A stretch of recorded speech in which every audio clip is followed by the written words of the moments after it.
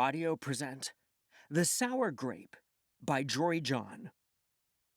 Performed by Joel Fremkin.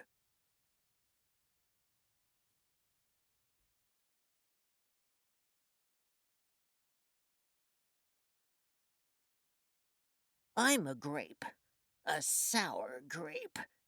Grrr!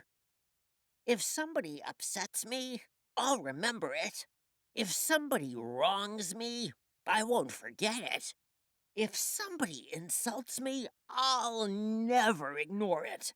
Nope. See that banana over there? That banana slipped and bumped into me, so I'm holding a grudge. See that orange? That orange didn't call me back for a week. Grudge. See that lime? That lime borrowed my scarf and never returned it. Grudge. I suppose I've got pretty thin skin for a grape. Nobody steps on this grape. Grrr. Granted, it wasn't always this way. I grew up in a close-knit bunch. There were about 3,000 of us in our little community. We were sweet to each other. You look nice today. So do you. No, you do. We all lived on a vine.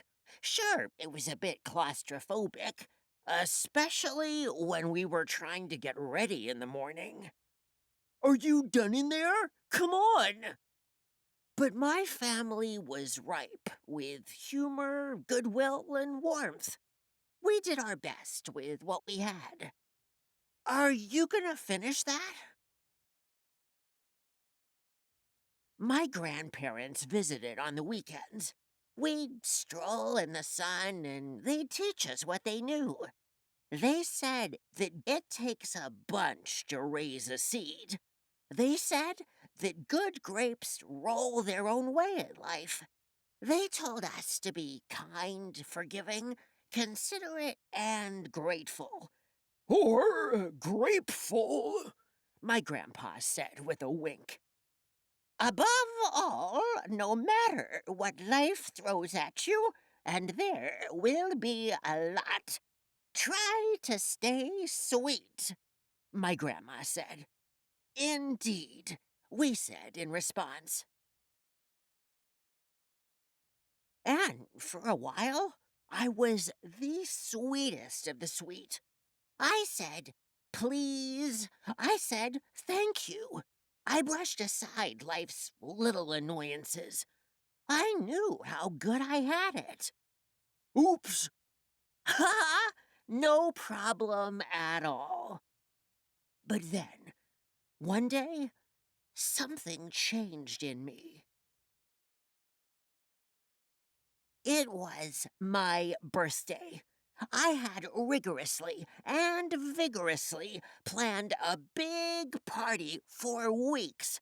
I'd sent out invitations with the date prominently displayed. Get this, I had a Ferris wheel, a magician, and hay rides. I had snacks upon snacks upon snacks. The highlight of the party, though, was a fireworks display, which would happen at sundown. I stood out front and waited for folks to arrive. I had a gigantic smile on my face. I waited. Everybody was a little late, it seemed. No big deal. No big whoop. So I waited. A tumbleweed rolled by. A coyote howled in the distance.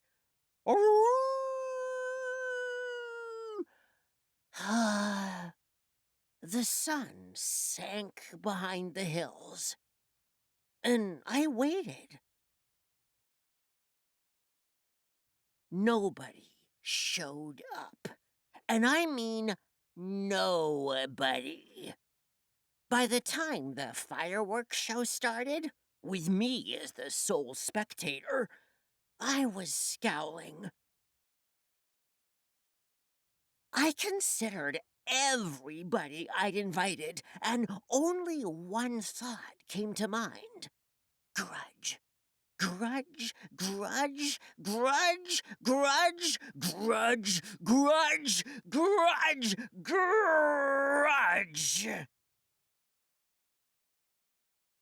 After that, my personality became something else entirely. I went from a sweet grape to a bitter grape to a snappy grape. Who moved my chair? Finally, I became a sour grape. Grrr.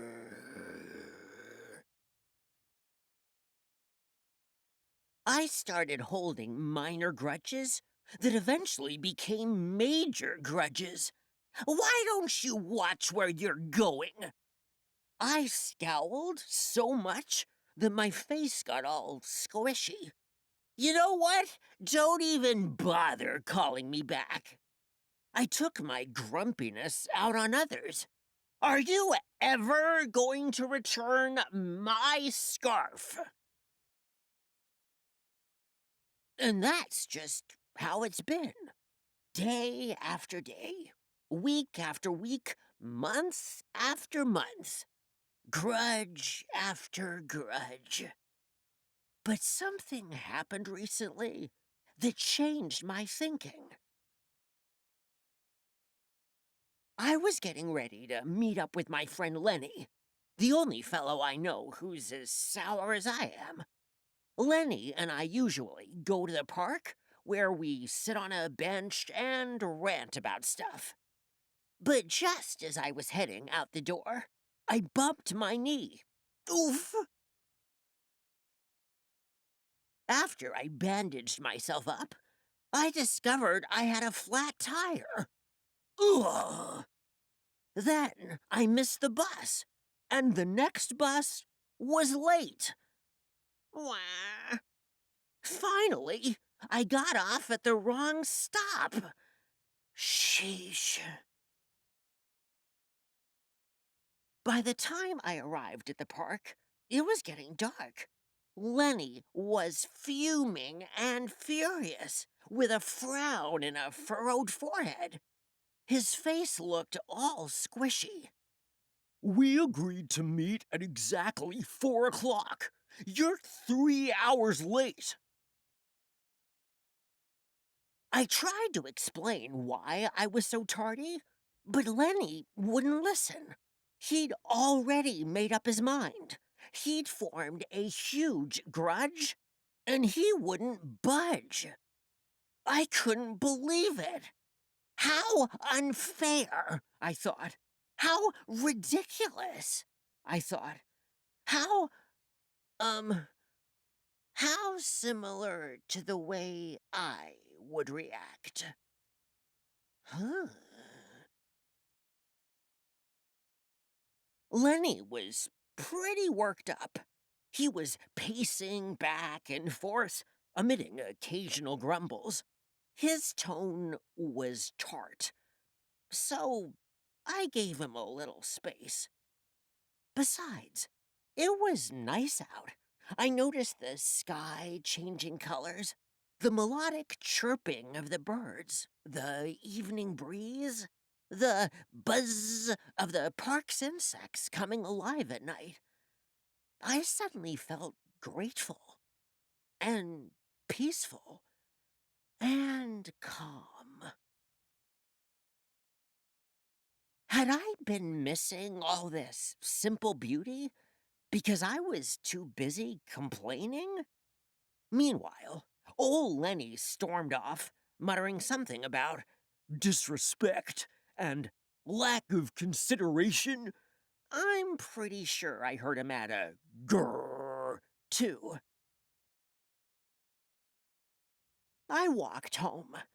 I pulled a dusty box out from under my bed. There were old family photos inside. I spotted myself in one of the pictures. I was so sweet. I knew that little grape from the photo was still a big part of me, deep down. It would just take some work to get back there again. And that was the exact moment I found the invitation I had sent out for my infamous birthday party. The one where nobody showed up? It said May 31st. But wait, wait a minute here. My birthday was on May 21st. Alas, I told everyone to come on the wrong day. Nope. It was all my fault. I realized nobody's perfect. Not even me. After that day, I started noticing other things too. Like how remaining sour all the time is so draining. I wasted so much energy holding grudges when I could have easily cleared the air if I'd felt hurt. And yes, I still get upset from time to time, but that's okay. Because now I talk and I listen and I work things out instead of just walking away. My sourness is fading. I'm letting go of all my grudges. And hey, it's working. Slip ups happen. I'm just glad you're okay. Aw, thanks. That scarf looks sublime on you. Why don't you keep it? Really? You're the best. Aren't you glad we got to catch up? I'm so grateful that we did. Sure, sometimes I still let out a little grrr when I'm frustrated. Like this. Grrr. But then I move on. My face is less squishy, too. Oh, and don't worry. Things are okay with Lenny again. Gosh, sorry I'm late. You must be furious. No big deal, my friend. You know what? If you look at things in the right sort of way, and if you remember to be kind, considerate, forgiving, and grateful, life really can be pretty sweet. Yes, indeed.